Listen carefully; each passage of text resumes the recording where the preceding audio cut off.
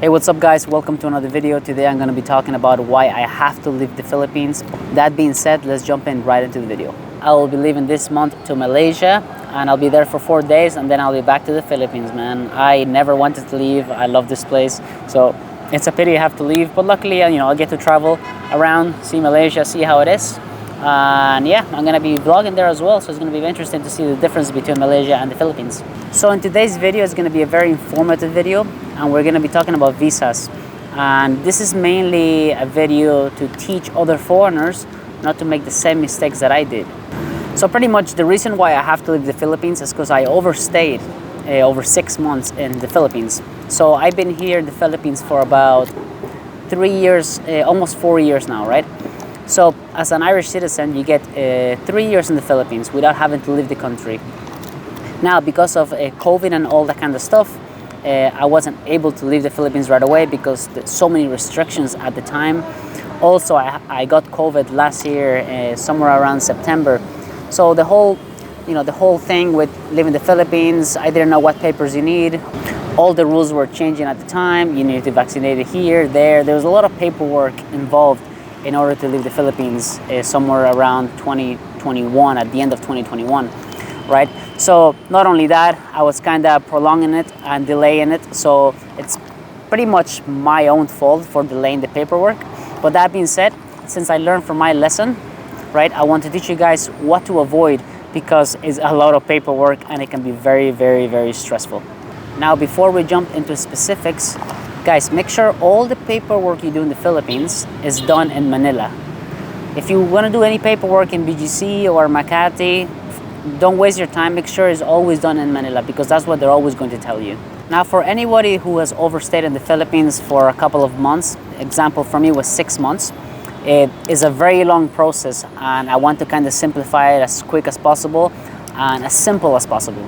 Right, so the first step is, in order to leave the country, and you have overstayed, even if you haven't overstayed, as a foreigner, you need an ECC clearance, and that can be done in Manila.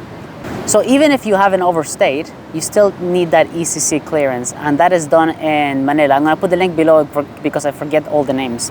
But basically, if you're planning to leave the country, I had a friend that recently tried to leave, and he didn't know about the ECC clearance. And this is strictly for foreigners, I believe.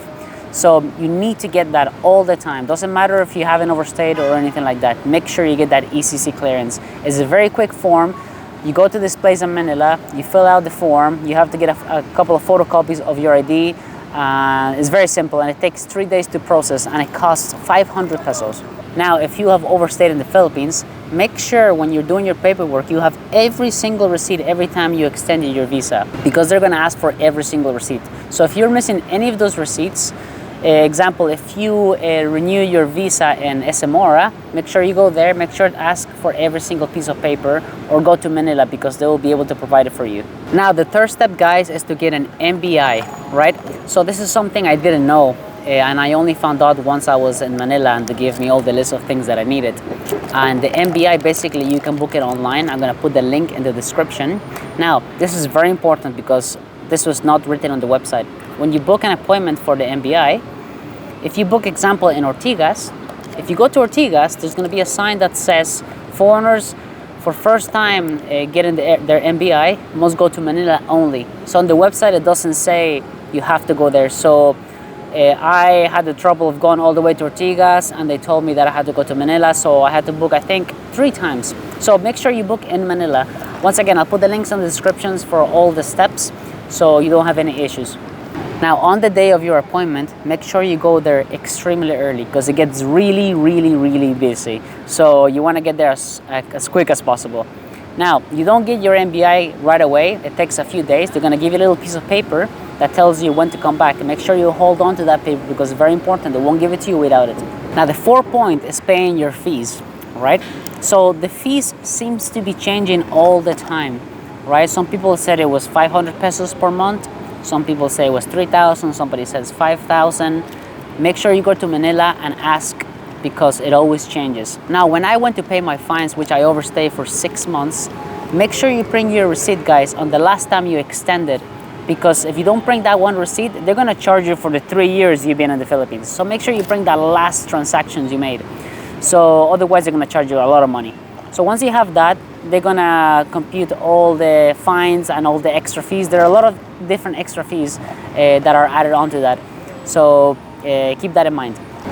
Now the next step is keep everything neat and in a folder. They won't accept any of your papers if they're not in a folder, guys. Now one tip, guys, is get a lot of photocopies of your passport or of your receipts. Anything that you can, make sure you get a photocopy, because it adds a lot of photocopies. When you fill out these forms, they're gonna ask you to print a lot of photocopies of your face for a picture, and so on and so on. Now the good thing, in that place they have a printing place, so you don't have to worry about anything. It's very cheap. They charge you like 10 pesos or even 5 pesos for a photocopy, so that's very, very handy. Now another tip would be speak very clear when you're there, because there's a lot of people all day. It gets very busy, so people are very frustrated over there. So make sure that you ask them exactly what you want or what you need, because it can get very chaotic right there.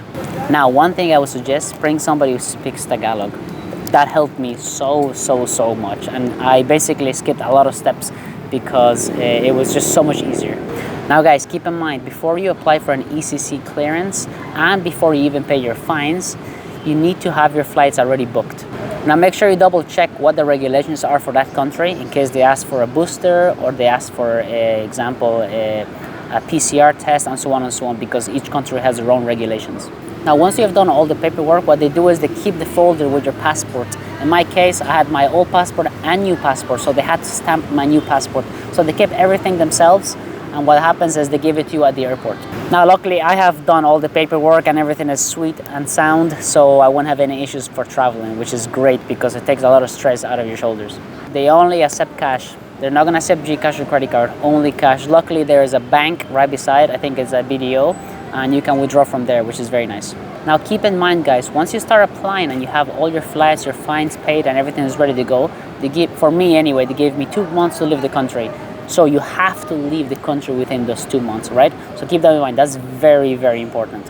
Now the one thing I didn't take into account is that they do hold your passport for quite a while, even until the day of your flight. So make sure you have another type of ID with you. Luckily, as an Irish citizen, I get a main passport, but I also get a passport card. So it's really handy for me in case I need to do all the paperwork around the area, or I need my ID for whatever it is. Now it's a very good lesson not to ever delay your papers. What I had to experience was very, very stressful, and is basically my fault. But at least I got some insight, and hopefully this video can help you guys understand what you need. Because if you don't, you're gonna be running into a lot of trouble. It gets very stressful, and yeah, you know, make sure you follow the steps. That being said, I hope you guys find this video very helpful, and I hope it saves you a lot of trouble, only for foreigners, of course. Hopefully you don't have to do this, but you know, if you have to and you're in this scenario right now, make sure you follow this video and take down everything down, because it will save you a lot of trouble and it will save you a lot of money. That being said, guys, I hope you like this video. Make sure to like and subscribe, and I'll see you in the next video. Peace out.